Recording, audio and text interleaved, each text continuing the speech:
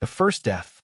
There is a moment in every life when something inside you begins to scream. Not with words, not with logic, but with a raw, aching violence that no one else can hear. It's the cry of the self you buried long ago, the child you were before the world bent your spine into obedience. You don't notice the burial at first. You think you're living. You laugh at the right jokes.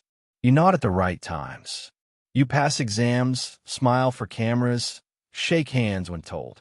But one night, when the room is silent and the noise of performance fades, you feel it, a hollow ache deep in your chest. Something is missing. Something is gone. And you cannot name it without shattering everything you've been trained to believe. From the very beginning, you were shaped by forces that demanded your surrender. Parents molded your behavior with rewards and punishments. Teachers demanded discipline, but what they meant was obedience. Peers decided whether you deserve acceptance, not by who you were, but by how well you could conform.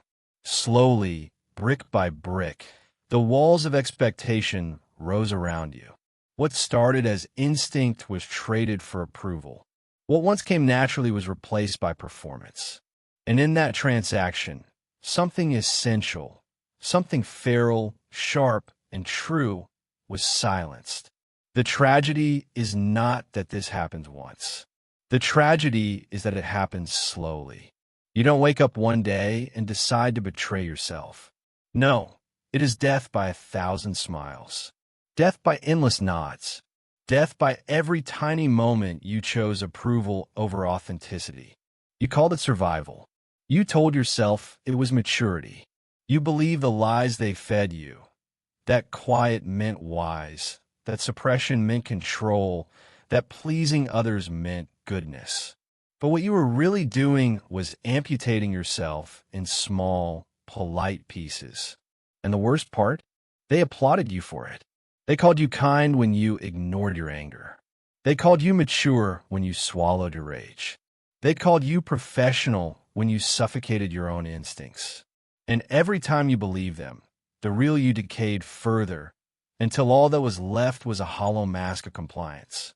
This is the first death, not of the body, but of the self. The instincts that once screamed inside you, disgust, attraction, rage, hunger, became whispers you were trained to distrust. You stopped listening. You started filtering. You wore your smile like armor, but the armor fused to your skin until you forgot what was beneath it. You thought you were in control, but the truth was colder, sharper, more devastating. You were programmed. And programming is not neutral. It is designed. Society does not raise you to be free. It raises you to be manageable. Every institution, family, school, religion, employment, rewards conformity and punishes deviation. They don't tell you to silence yourself in one blow. They take you apart piece by piece. Lower your voice. Hide your desire. Swallow your truth. Bend your back. And each time, the cost is so small you hardly notice. Until one day, you no longer recognize the person in the mirror. The reflection is not you. It is a role, a script you've rehearsed so long it feels natural, though it is nothing but survival dressed as virtue.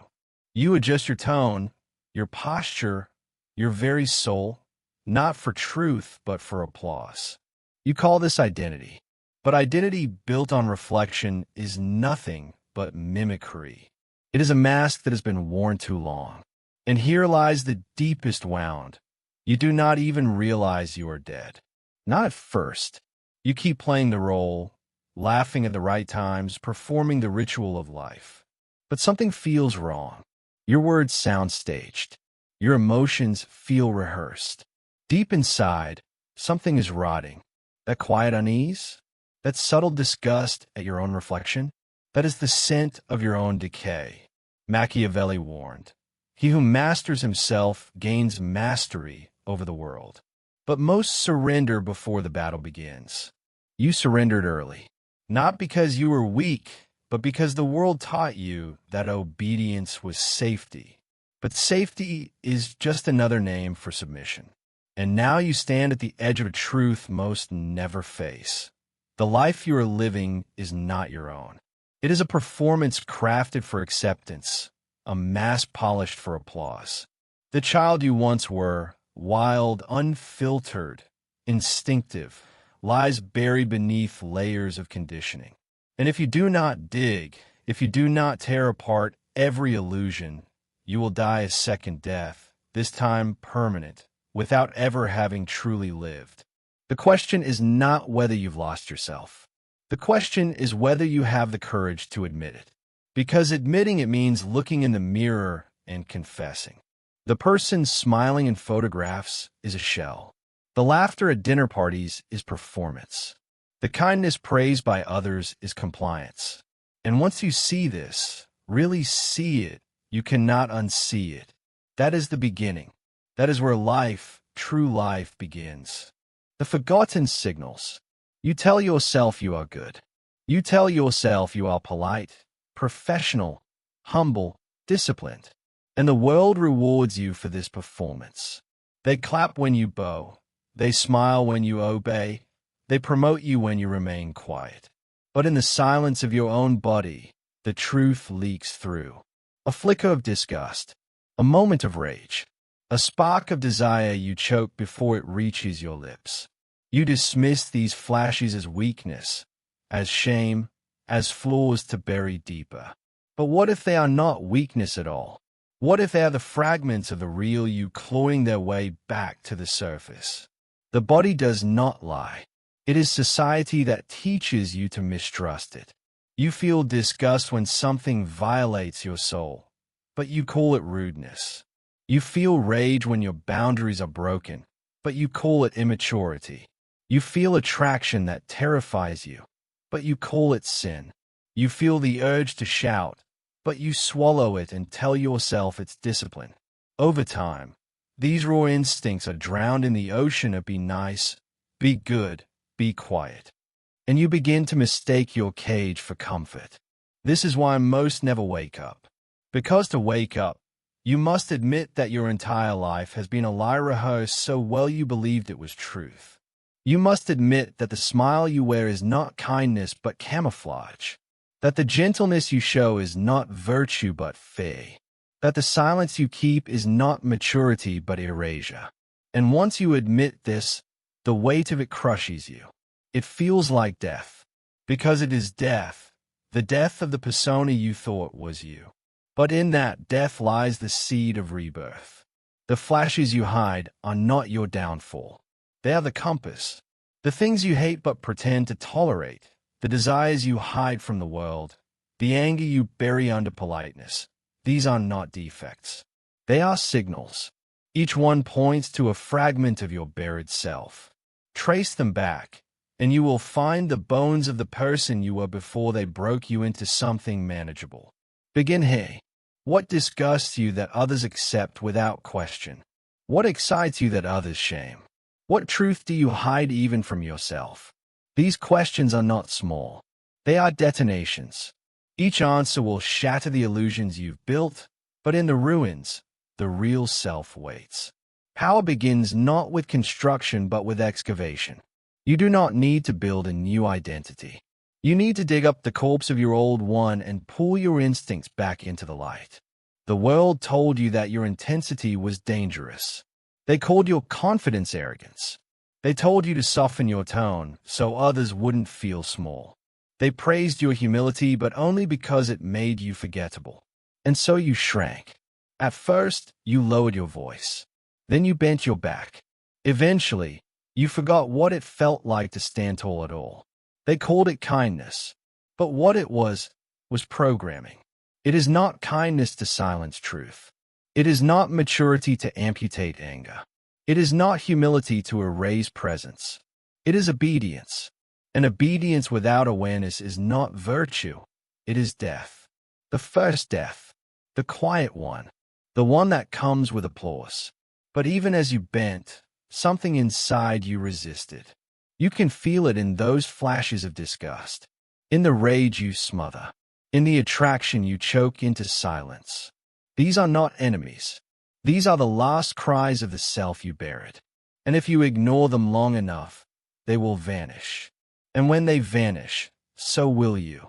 The battle for power begins here, not with conquering others, but with conquering the lies inside you.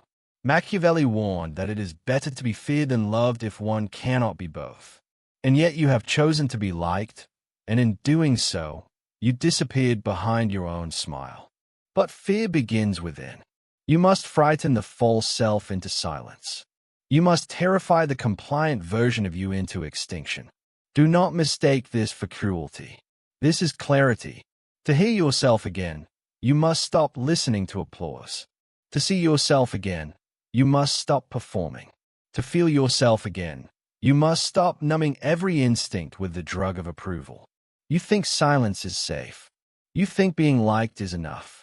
But the world does not bend to kindness. It bends to presence. And presence does not apologize. It does not flinch. It does not dilute itself to soothe the room. Presence does not seek permission. It does not ask to exist. Presence simply arrives, sharp, precise, undeniable. And presence begins when you stop betraying yourself to protect their comfort. Look at your life. How many times have you nodded when you disagreed? How many times have you laughed when you wanted silence? How many times have you softened your truth to avoid their discomfort? You told yourself it was kindness, but it was not. It was erasure. And every time you erased yourself, they grew stronger and you grew smaller. The world does not reward softness. It consumes it. And every time you offered your softness as a sacrifice, they devoured you until there was nothing left but a hollow shell. Now you smile automatically. You apologize for existing. You shrink so others can breathe easier. And you wonder why power never came. It never came because you killed it inside yourself. But here is the truth. The signals remain. Buried, yes. Faint, yes. But not gone. They wait for you in silence. And when you finally sit alone, without noise, without applause, without distraction, you will hear them again. Rage, desire, disgust, attraction, not as chaos, but as clarity. They are not your weakness. They are your compass. They are your map back to yourself. The world conditioned you to mistrust them because a person who trusts their own instincts cannot be controlled. And that is the secret. The moment you begin listening again, the chains slip. The world loses its grip. And for the first time, you feel what they feared you would feel, freedom. But freedom has a price. And the first cost is validation, the weapon of silence. Transformation does not begin with noise. It begins with absence, with the decision to stop leaking yourself into every room, every conversation, every glance that begs for validation. You have spoken too much. You have explained too much. You have smiled too much. And all of it has drained you. Power begins the moment you stop asking to be understood. The world has taught you to believe that influence belongs to the loud, to those who fill space with endless sound, endless movement, endless justification. But true power is not volume. True power is precision.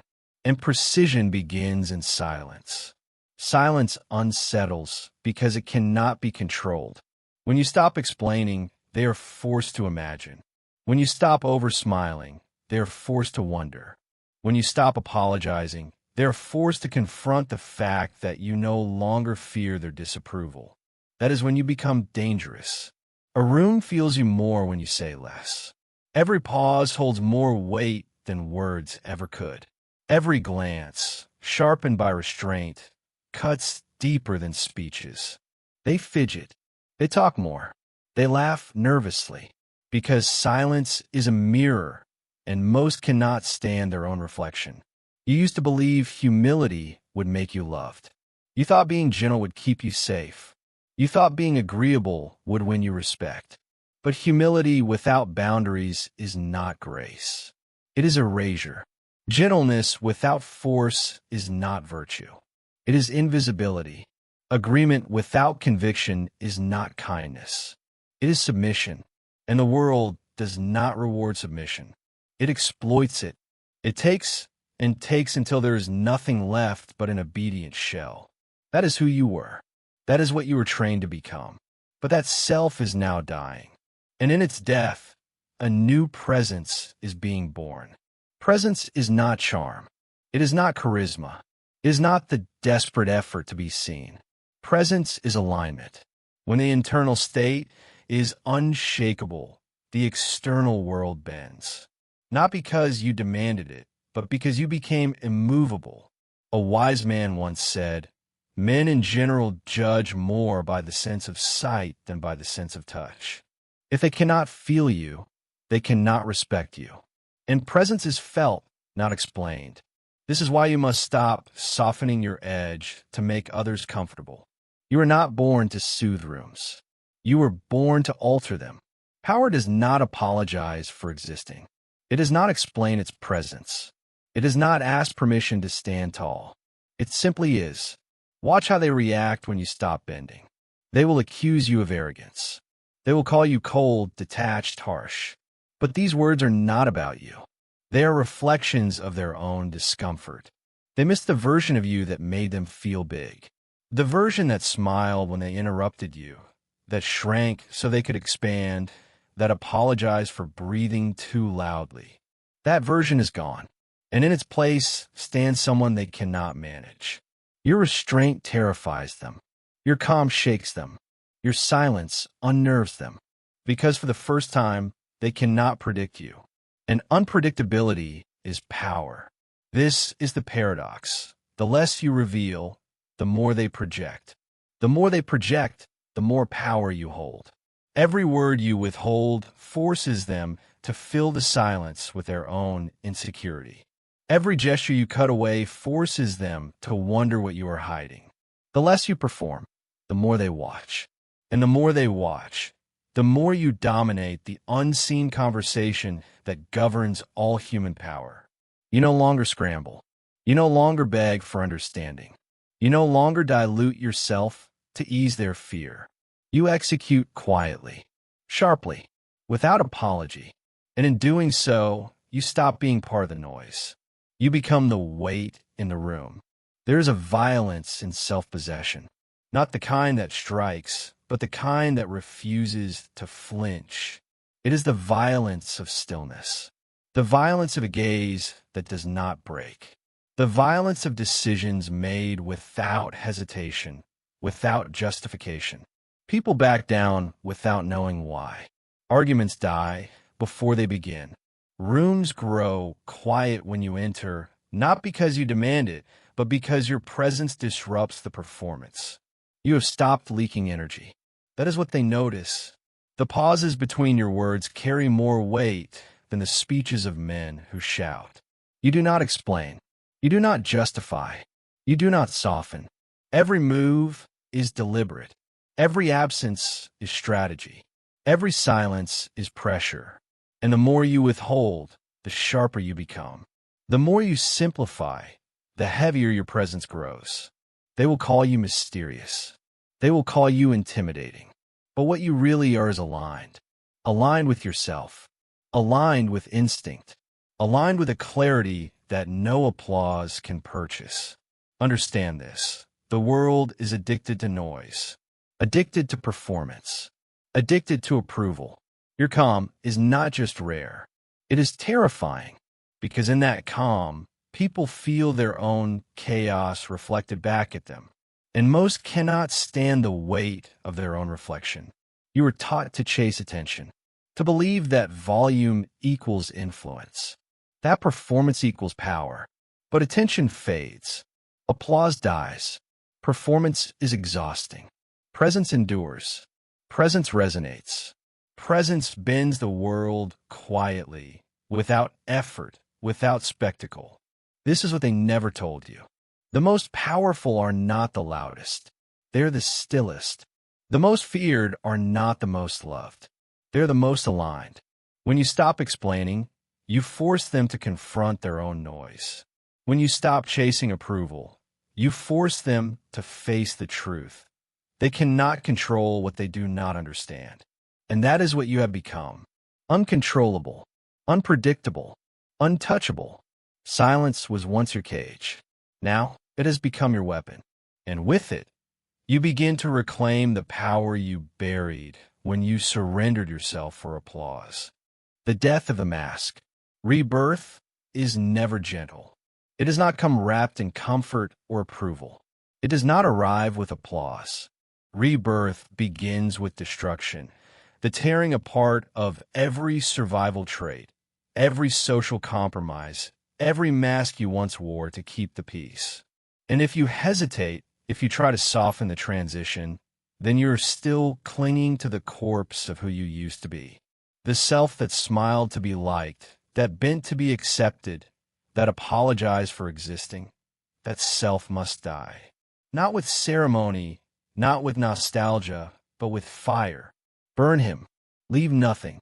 Because if you give that self even a whisper of life, he will crawl back and drag you into the cage you just escaped. Understand this. The old version of you was never real. He was a hostage trained to please his captors. He learned to nod when he wanted to shout. He learned to laugh when he wanted silence. He learned to shrink so others could feel tall. That self was not you. That self was programming. That self was survival. And survival is no longer enough. If you want to live, then survival must end. If you want power, then the hostage must die. This is why transformation feels like death. Because part of you is dying. The obedient self. The agreeable self. The curated persona you built to earn their approval. He will not go quietly. He will beg for one more smile, one more compromise, one more chance to soften. But you must be ruthless. You cannot reason with him. You cannot explain yourself to him. You cannot give him a memorial. He must be executed. And when he dies, the world will react with panic. They will accuse you of betrayal. They will call you arrogant, distant, cruel. They will cloak their fear as concern. You've changed. Don't lose yourself. But listen closely. What they're really saying is, come back. Be small again. Be predictable again. Be manageable again. Their warmth will turn cold. Their smiles will fade. Their voices will tremble with suspicion. Not because you're broken, but because you are free. Freedom is unfamiliar, and the unfamiliar cannot be controlled. This is why transformation isolates. You will lose allies. You will lose approval. You will lose the applause that once defined you. But understand this. You are not being abandoned. You are detaching. You are severing the leash that once bound you to their expectations. And in that detachment, you become whole. Do not explain yourself. Do not defend your growth. Do not justify your silence. Every explanation is an invitation for them to dissect you, to reframe your clarity as damage. Let them misunderstand. Let them twist your stillness into coldness. You owe them nothing.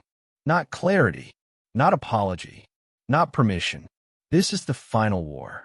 Not the war to find yourself, but the war to keep yourself. The war against regression, against the voices that will lure you back into the mask. They will come disguised as love, as loyalty, as nostalgia. But every attempt to pull you backward has one purpose: to undo your freedom. And the only answer is refusal. Brutal, silent, unapologetic refusal. Do not argue. Do not negotiate. Do not compromise. Cut, walk, burn. One must be both fox and lion. Fox enough to recognize traps. Lion enough to frighten the wolves from setting them. You have already seen the traps. You already know the tricks. Now you must become the fear that stops them from trying again. And yes, it will sting. You will feel the ache of solitude. You will grieve the comfort of old attachments. But comfort was the cage. Safety was the leash. Approval was the drug. And every pang of loneliness you endure now is proof that the leash has been severed. That ache in your chest is not abandonment. It is rebirth. Walk differently. Speak deliberately. Move with silence sharp enough to cut. If the people around you are not confused, unsettled, or intimidated, then you have not transformed enough. They should feel it before they understand it. They should whisper something is different before they can name it. Because difference is the language of power. You owe your old self nothing. Not a goodbye. Not a funeral. He dies here. And in his place rises someone the world cannot predict, cannot control, cannot dismiss. This is how real life begins. Not with a dream, not with hope, but with blood on your hands and silence in your heart. Because the world does not respect what it understands. It respects what it fears. And it fears only what it cannot control. So walk. Walk through the storm. Walk through the silence. Walk through the ruins of who you used to be. Do not look back. Do not mourn. Burn everything behind you. That is not cruelty. That is clarity. The kind of clarity that ends the false life and begins the real one.